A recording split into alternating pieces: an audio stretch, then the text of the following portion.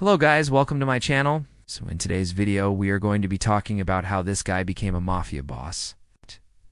So without any further delay, let's get started with today's video. So this man is the new mafia boss of all of New York.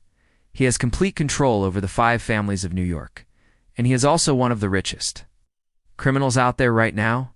His net worth is around $500 million, and he was even richer, but he lost his fortune due to his stupidity. But before he lost his fortune, he was so powerful that even the government had to listen to him. And he was one of the most respected mobsters of all time. But how did he gain all of this power?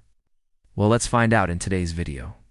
His name is Michael Franzese, and his story starts back in 1928 when he was born. His father was a mafia boss and was considered to be one of the most dangerous men in America. Even the FBI had a file on him, so you can imagine how much of a badass he was. Because of this, young Michael always wanted to become a gangster just like his father. When he was 6 years old, he already told his mother that he will become a gangster, and his mother told him that if he becomes one, then she will kill him herself. But despite this, Michael became a gangster at the age of just 14. He was so reckless that at the age of 16, he robbed a grocery store. And when his father found out about it, he put him under house arrest for 6 months. Michael felt humiliated and ashamed after this, and he decided to leave his father's shadow and make a name for himself. So at the age of 18, he left his hometown and went to New York City. He didn't have any money, so he had to live on the streets for some time. But he managed to survive, and slowly he started making money by doing odd jobs here and there. And soon, he became a small-time crook. At the age of 21, he joined the Mafia and quickly rose through the ranks because of his charisma and intelligence. Soon he became a capo in the Genovese crime family and got the title of Young Don. The real reason behind his rise to power was that the other bosses liked his father, and because of that, they took care of him like their own son.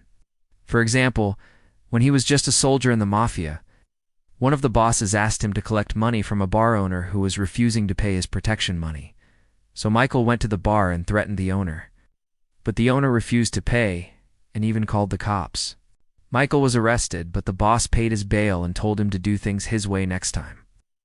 After this incident, Michael never went to collect money. Instead, he bought the bars and restaurants that were owned by other people, and then he rented them back to them.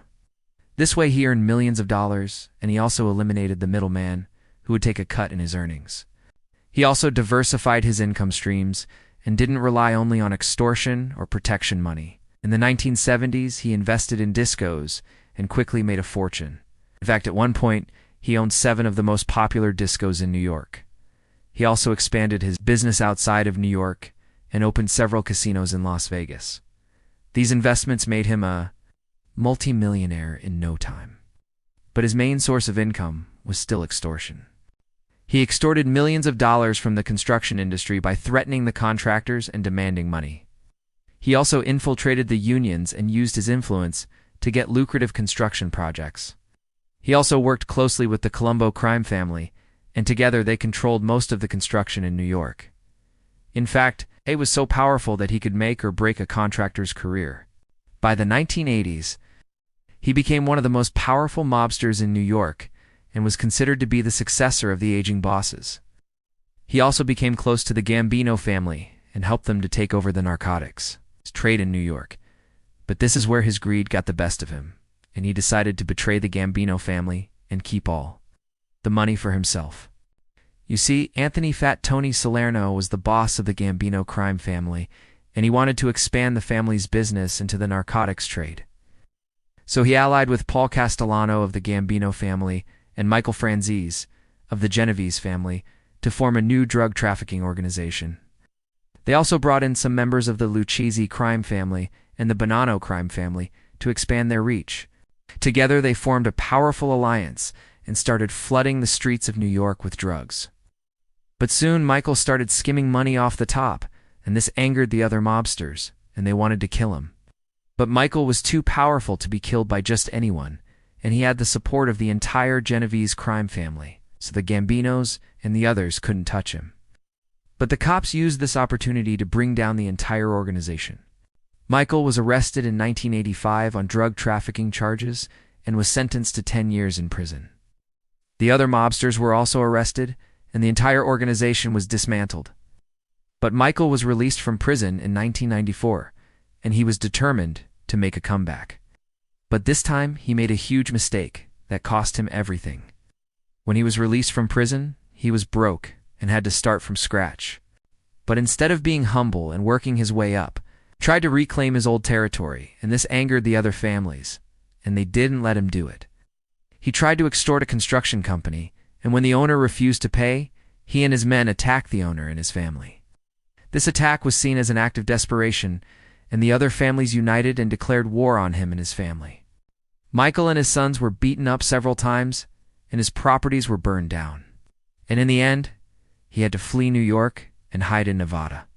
The other families also spread rumors about him and destroyed his reputation, so he was no longer the feared mobster he once was.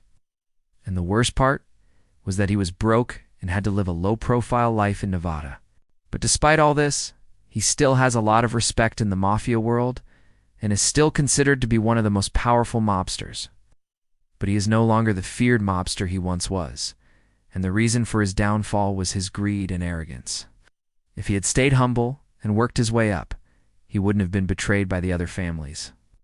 He was greedy and wanted more than his share of the profits. This led to a violent confrontation with the other families and eventually his downfall. So guys, this was the story of how this man became a mafia boss and then lost everything due to his greed. If you liked this video, then make sure to hit the like button. And if you haven't subscribed yet, then what are you waiting for? Make sure to subscribe for more amazing videos like this. Thanks for watching, and I'll see you in the next one.